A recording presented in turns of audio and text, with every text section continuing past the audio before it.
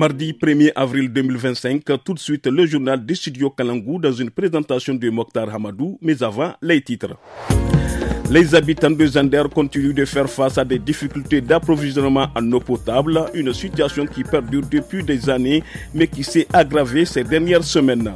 Le jeûne surrogatoire de 6 jours est recommandé après le Ramadan. Suivez dans ce journal les explications du prédicateur.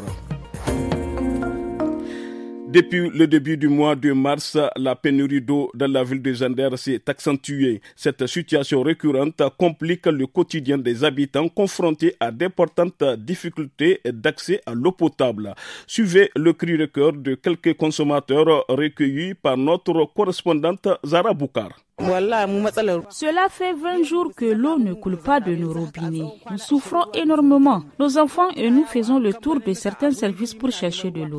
Souvent, on nous permet d'en prendre. Des fois, on chasse même nos enfants. Pour les problèmes d'eau ici au quartier Brni, les pompes de notre maison, elles vont prendre 30 jours, 2 semaines, 4 semaines, il n'y a pas d'eau. On va prendre les bidons avec moto pour chercher de l'eau pour l'autre quartier pour prendre de l'eau. Hier, nous avons pu avoir de l'eau au robinet. Aujourd'hui, nous ne verrons aucune goutte. Il faudrait encore attendre jusqu'à demain. C'était pendant le mois de Ramadan que la situation était compliquée. Mais comme maintenant, il procède à un délestage, nous souhaitons qu'il continue ainsi pour alléger la souffrance des femmes. À l'issue du jeûne du mois de Ramadan, la religion musulmane recommande aux fidèles d'observer un jeûne surrogatoire de 6 jours pendant ce mois de Shawwal.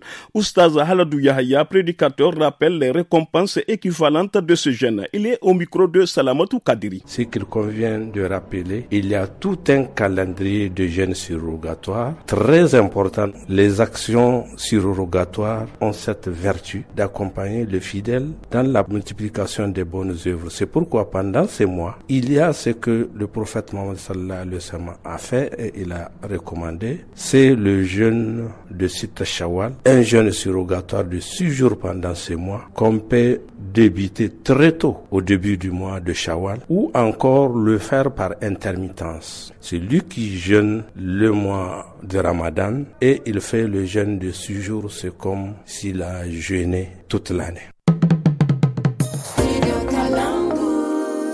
Les autorités de la Confédération des États du Sahel ont adopté vendredi passé un prélèvement confédéral. Il s'appliquera aux importations venant des pays non membres afin de soutenir le fonctionnement de l'organisation et ses projets prioritaires. Le ministre malien de l'économie Alousseini Sanou a expliqué la mesure sur les zones de l'ORTM.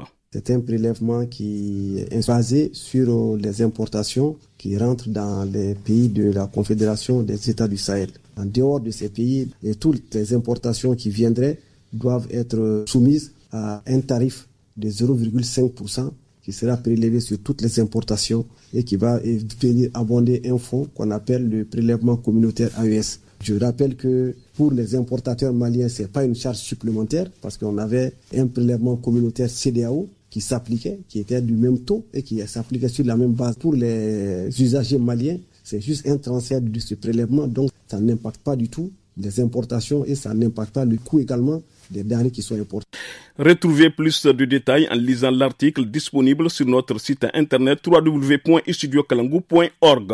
Au mois de mars, près de 40 cas d'incendie ont été enregistrés à Difa. Selon le directeur régional de la protection civile, les sites des déplacés sont les plus concernés.